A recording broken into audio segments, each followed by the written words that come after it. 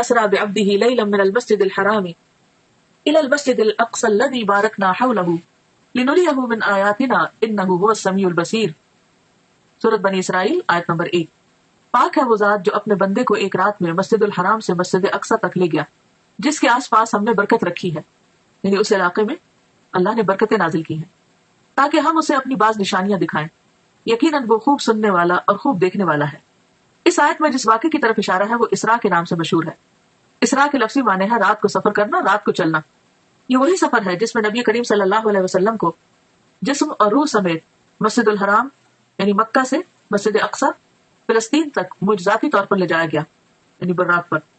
فرشتوں کی ہمنشینی کا یہ سفر اس زمانے کے حالات، اسباب سفر اور فاصلے کی طوالت کی وجہ سے انسانی عقل اور سمجھ سے بالاتر ہے. یعنی انسان نہیں سمجھ سکتا کہ ایک رات میں آپ اتنی تیزی سے وہ سفر کیسے کیے اور کس طرح آپ واپس بھی آ گئے. لیکن جیسا کہ اس آیت میں واضح کیا گیا ہے کہ پاک ہے وہ ذات یعنی اللہ جو اپنے بندے کو لے گیا. یعنی اللہ تعالیٰ کے لیے کچھ بھی مشکل نہیں. جن چیزوں کو ہم ناممکن سمجھتے ہیں وہ اللہ کے ہاں ناممکن نہیں. تو جس ذات میں کمال قدرت ہو وہ سب کچھ کر سکتا ہے. اس حیرت انگیز اور ایمان افروز سفر کی تفاصیل بخاری اور مسلم سمیت احادیث کی دیگر کتب میں موجود ہے. تو آئیے تھوڑا سا اس بارے میں دیکھ لیتے ہیں کہ آپ نے اللہ سبحانہ و تعالیٰ کی کون کون سی نشانیاں دیکھی، کیا کیا چیزیں مشاہدہ فرمائیں اور ان میں ہمارے لیے کیا سبق ہے. آغاز سفر اور شق صدر.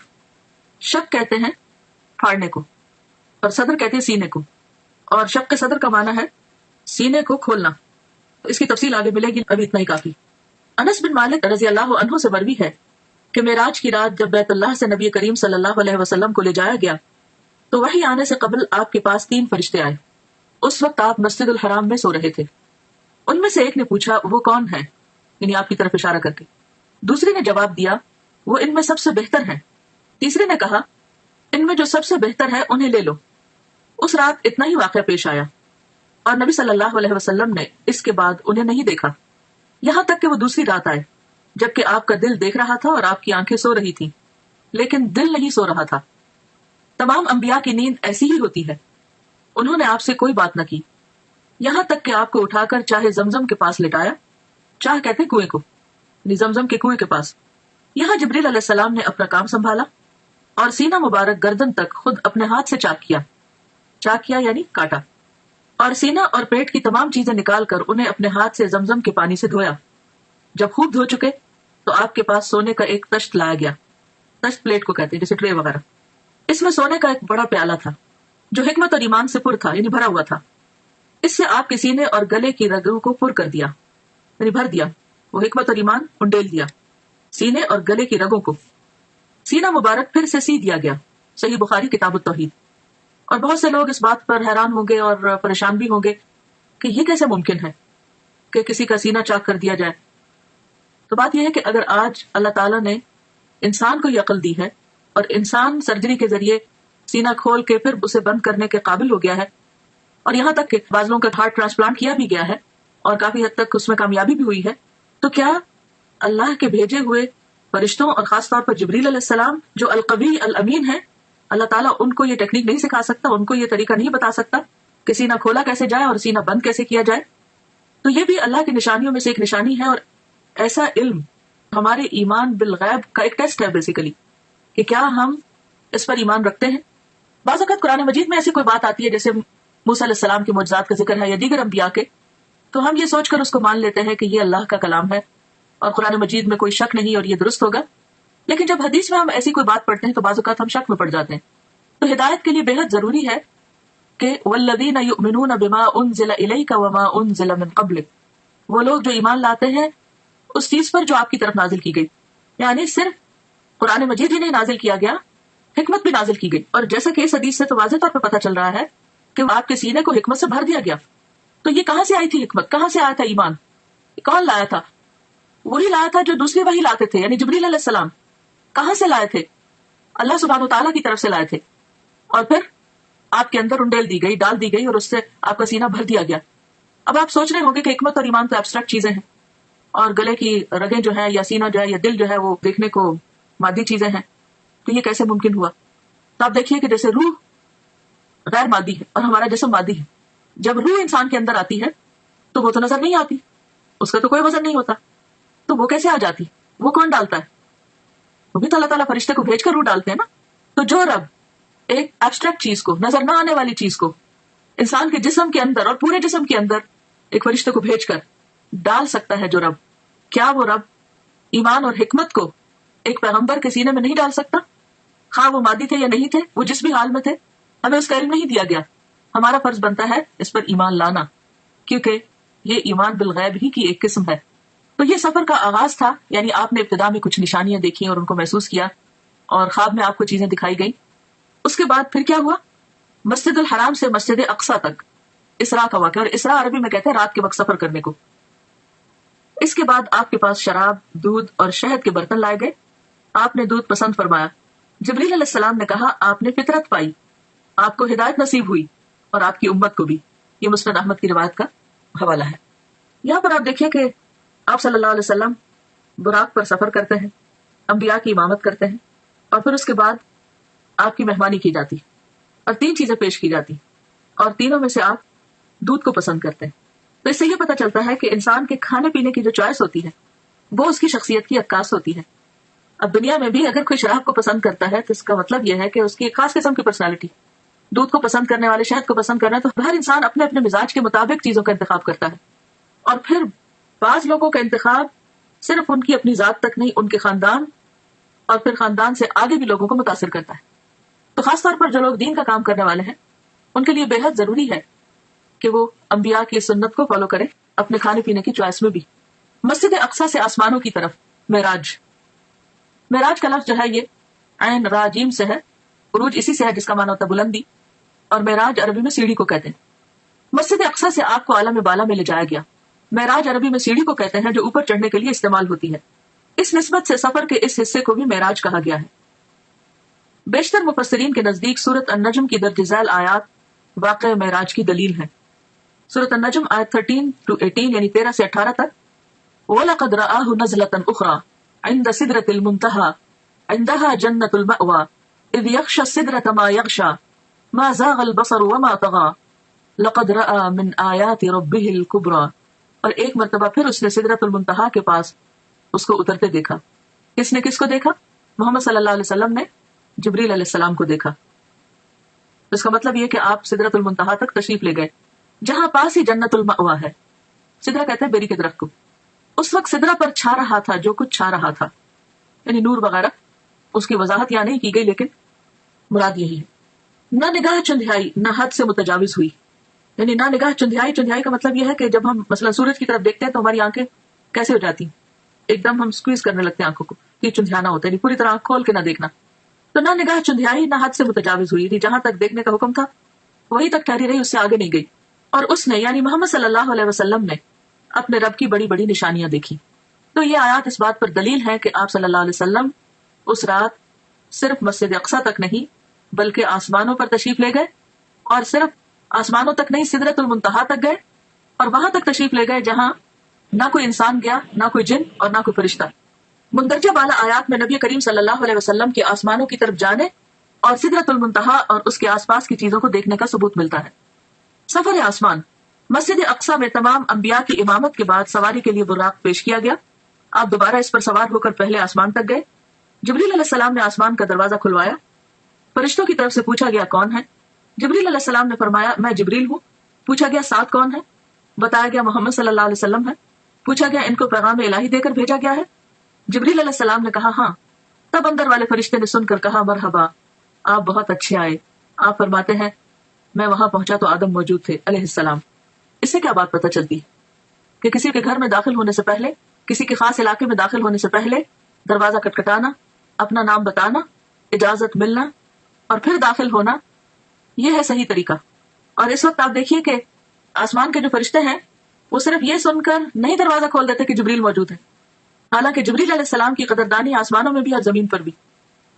اس کے باوجود جب وہ کہتے ہیں میں جبریل ہوں تو وہ یہ نہیں کہتے دھڑ سے دروازہ کھول دینے، پوچھتے ہیں کہ ساتھ کون ہے. اور ساتھ کون ہے؟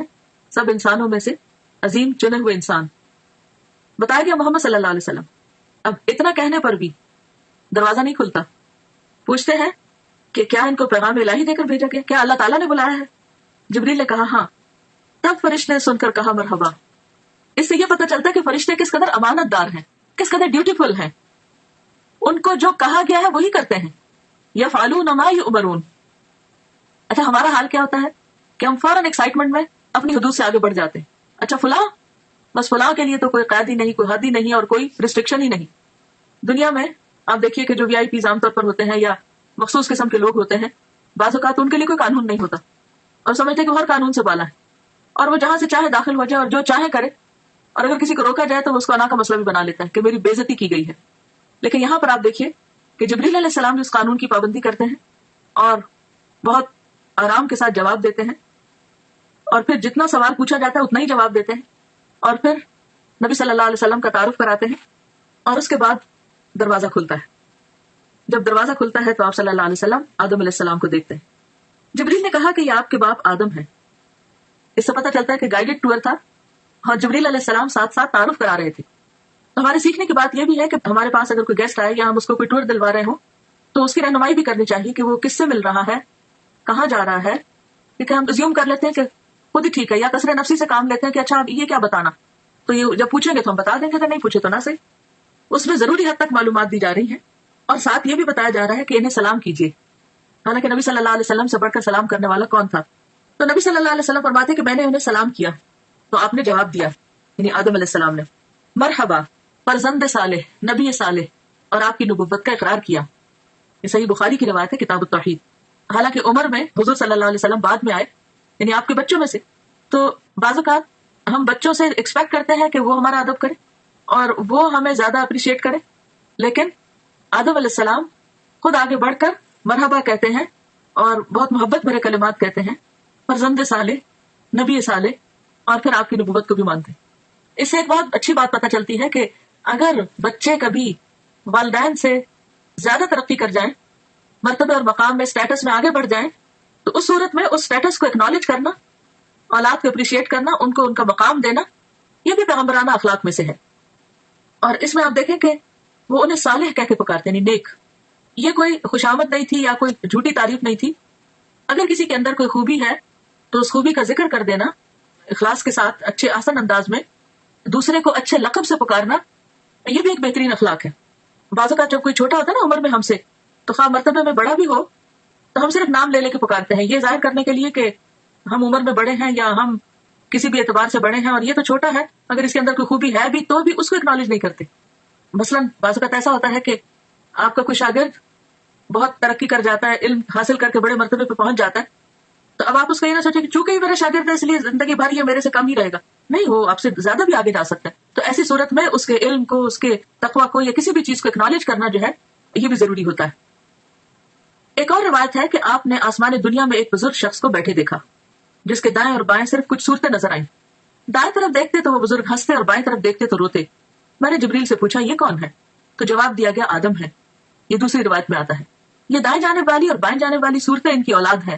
دائیں طرف نہیں، رائٹ ہینڈ والے جنتی ہیں اور بائیں طرف والے دوزخی ہیں، اس لیے ایک طرف دیکھ کر ہنستے ہیں اور دوسری طرف دیکھ کر روتے ہیں. یہ صحیح بخاری کی روایت ہے. نبی کریم صلی اللہ علیہ وسلم فرماتے ہیں جبریل مجھے لے کر آگے بڑھے اور دوسرے آسمان تک پہنچے. پھر اسی طرح سوال و جواب ہوئے. وہاں مجھے عیسیٰ اور یحییٰ علیہ السلام ملے جو باہم خالہ زاد بھائی بھی ہیں. جبریل علیہ السلام نے کہا یہ یحییٰ اور عیسیٰ علیہ السلام ہیں، انہیں سلام کیجیے. میں نے سلام کیا، دونوں نے جواب دیا. پھر کہا مرحبا برادر صالح اور نبی صالح، اور آپ کی نبوت کا اقرار کیا. پھر اسی طرح ان سے کچھ باتیں ہوئیں. صحیح بخاری کی روایت ہے، جس سے پتہ چلتا ہے کہ جس آسمان پہ بھی آپ جا رہے تھے وہاں سلام دعا ہو رہی تھی. اور یہی ہم مسلمانوں کا بھی شعار اور طریقہ ہونا چاہیے کہ جس سے بھی ملے تو پہلی چیز سلام دعا. اس کے بعد مجھے لے کر تیسرے آسمان کی طرف چڑھے اور دروازہ کھلوایا. پوچھا گیا کون؟ جبریل نے کہا میں ہوں. پوچھا گیا تمہارے ساتھ کون ہے؟ انہوں نے کہا محمد صلی اللہ علیہ وسلم. پوچھا گیا ان کے پاس پیغام الہی دے کر بھیجا گیا ہے؟ جبریل علیہ السلام نے کہا ہاں.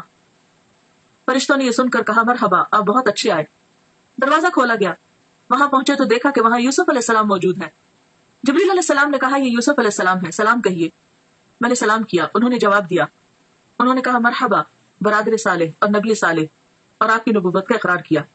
ایک اور روایت میں ہے کہ آپ صلی اللہ علیہ وسلم نے فرمایا میں نے یوسف علیہ السلام کو دیکھا، اللہ نے حسن کا آدھا حصہ ان کو دیا تھا. صحیح مسلم کتاب الایمان. اس کے بعد جبریل علیہ السلام مجھے لے کر آگے بڑھے. چوتھے آسمان پر اسی طرح سوال و جواب ہوئے. ادریس علیہ السلام وہاں موجود تھے، سلام دعا ہوئی. انہوں نے بھی اسی طرح برادر صالح اور نبی صالح کہہ کر مرحبا کہا. اور آپ کی نبوت کا اقرار کیا. برادر بھائی کو کہتے ہیں فارسی میں. اس کے بعد جبریل علیہ السلام 5ویں آسمان تک آگے بڑھے. وہاں بھی اسی طرح سلام دعا ہوئی. ہارون علیہ السلام وہاں موجود تھے. انہوں نے بھی نبی صالح برادر صالح کہہ کر مرحبا کہا اور آپ کی نبوت کا اقرار کیا. اس کے بعد آگے 6 آسمان تک چڑھے. دروازہ کھلوایا گیا اور اسی طرح سوال و جواب اور مرحبا کہا اور آپ کی نبوت کا اقرار کیا. یہاں پر موسیٰ علیہ السلام تھے. آپ انہیں چھوڑ کر آگے بڑھے تو وہ رونے لگے. پوچھا آپ کے رونے کی کیا وجہ ہے؟ انہوں نے کہا میں اس لیے روتا ہوں کہ یہ نوجوان پیغمبر نبی صلی اللہ علیہ وسلم میرے بعد مبعوث ہوئے. ان کی امت کے لوگ میری امت کے لوگوں سے زیادہ تعداد میں جنت میں جائیں گے. یعنی انہیں اپنی امت کا فکر تھا اور وہ ان کے غم میں ایک طرح سے رو رہے تھے. یعنی کہ انہیں نبی صلی اللہ علیہ وسلم کو زیادہ خیر ملنے پر حسد کا شکار ہو کر رونا دھونا شروع کر دیا. اور اس سے یہ بھی پتہ چلتا ہے کہ جب انسان کسی کے اندر کوئی خوبی اور بھلائی دیکھتا ہے تو اس وقت وہ تمنا کرتا ہے کہ اس کے پاس بھی خوبی اور بھلائی ہو. لیکن یہاں آپ دیکھیں کہ موسیٰ علیہ السلام اپنی ذات نہیں اپنی امت کی فکر کر رہے ہیں اور یہ امت کی خیرخواہی اور لوگوں کی خیرخواہی جو ہے یہ انبیاء کی سرشت میں ہوتی ہے. اس کے بعد 7ویں آسمان پر پہنچے اور دروازہ کھلوایا. پوچھا گیا کون؟ میں نے کہا جبریل ہوں. پوچھا گیا تمہارے ساتھ کون ہے؟ انہوں نے کہا محمد صلی اللہ علیہ وسلم ہے. پوچھا گیا ان کے پاس پیغام الہی دے کر بھیجا گیا؟ اس سے پتہ چلتا ہے کہ ہر آسمان کے فرشتے نے ایسا ہی کیا. جبریل علیہ السلام نے کہا ہاں. فرشتوں نے یہ سن کر کہا مرحبا آپ بہت اچھے آئے.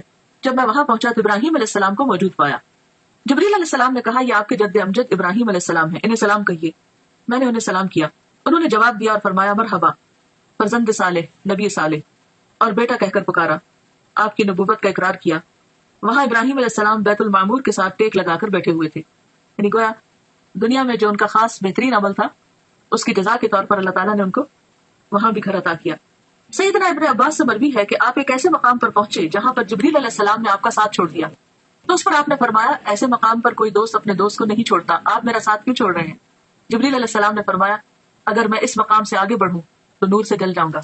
سنن بہقی کی روایت ہے. اس کے بعد آپ کو سدرۃ المنتہا تک لے جایا گیا. اس کے بیر حجر کے مٹکوں کے برابر اور اس کے پتے ہاتھی کے کان کی طرح تھے. یعنی پتے بہت بڑے بڑے تھے اور بیر بھی بہت بڑے بڑے.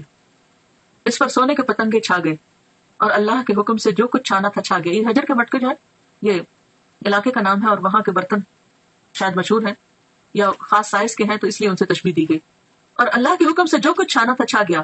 اس سے وہ سدرہ بیری کا درخت تبدیل ہو کر اتنا خوبصورت ہو گیا کہ اللہ کی کوئی مخلوق اس کا حسن بیان کرنے کی تاب نہیں رکھتی. آج بھی آپ دیکھیں کہ بعض لوگ درختوں کے آس پاس یا نیچے لائٹس لگا کر رکھتے ہیں.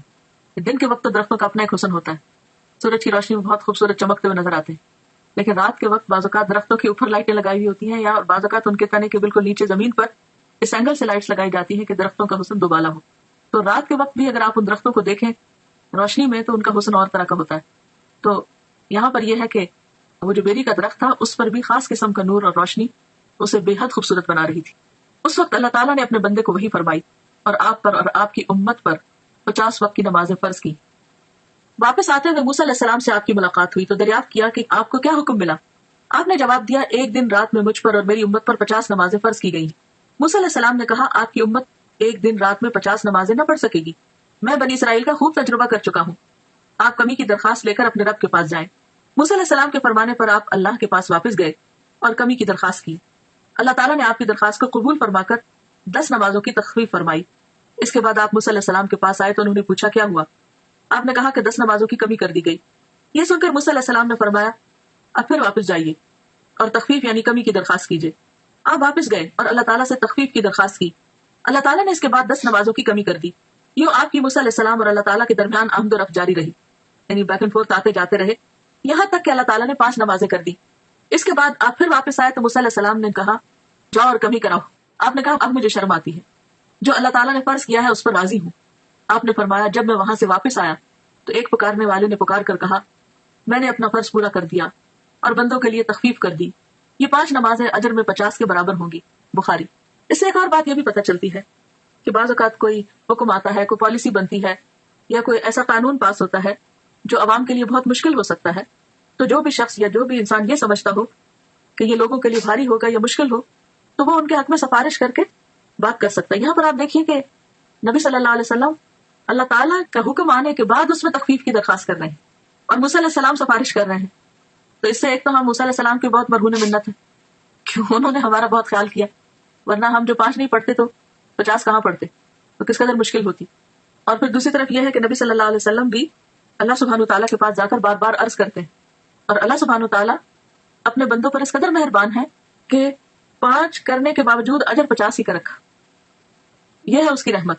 دنیا میں کوئی بادشاہ ایسی عنایت نہیں کر سکتا کہ اگر کسی کو 50 گھنٹے کے لیے ہائر کیا ہے اور وہ 5 گھنٹے کام کرنا چاہے تو اجرت 50 گھنٹے کی دے. اس کے علاوہ چند اور مشاہدات دیگر کتب میں مذکور ہیں. سورۃ البقرہ کی آخری 2 آیات بھی عرش کے خزانے سے عطا کی گئیں، یعنی اسی موقع پر جب نمازوں کا حکم دیا گیا. نہر کوثر اور جنت کا مشاہدہ. سدرۃ المنتہا پر بہت سے عجائبات کا مشاہدہ کرنے کے بعد رسول اللہ صلی اللہ علیہ وسلم نے فرمایا پھر مجھے جنت میں لے جایا گیا تو میں نے وہاں دیکھا کہ موتیوں کے قبے ہیں اور اس کی مٹی کستوری ہے. کستوری خوشبو کا نام ہے جو ہرن کی ناف سے نکلتی ہے، بہترین قیمتی قسم کی خوشبو ہے. تو یہ مٹی سے بھی خوشبو آ رہی تھی. مٹی کی دنیا میں بھی خوشبو ہوتی ہے لیکن وہاں کی خوشبو کستوری جیسی تھی. جنت میں آپ نے نہر کوثر کا مشاہدہ فرمایا. حضرت انس سے روایت ہے کہ نبی کریم صلی اللہ علیہ وسلم نے فرمایا میں ایک نہر پر آیا، اس کے دونوں کنارے موتیوں اور قبوں کے تھے، یعنی چھوٹے چھوٹے جیسے پرلز کے چھوٹے چھوٹے ڈیونز تھے. میں نے پوچھا جبریل علیہ السلام یہ کیا ہے؟ جبریل علیہ السلام نے کہا یہ کوثر ہے. صحیح بخاری. یعنی آپ کو وہ نہر جو عطا کی گئی انا اعطیناک کل کوثر کہہ کر وہ بھی آپ کو دکھائی گئی. ابراہیم علیہ السلام کو امت محمد صلی اللہ علیہ وسلم کے نام خصوصی پیغام. ابن مسعود بیان کرتے ہیں کہ رسول اللہ صلی اللہ علیہ وسلم نے فرمایا معراج کی رات میری ملاقات حضرت ابراہیم علیہ السلام سے ہوئی. انہوں نے کہا اے محمد صلی اللہ علیہ وسلم اپنی امت کو میری طرف سے سلام کہیے. تو ہم سب کو کیا کہنا چاہیے؟ وعلیکم السلام.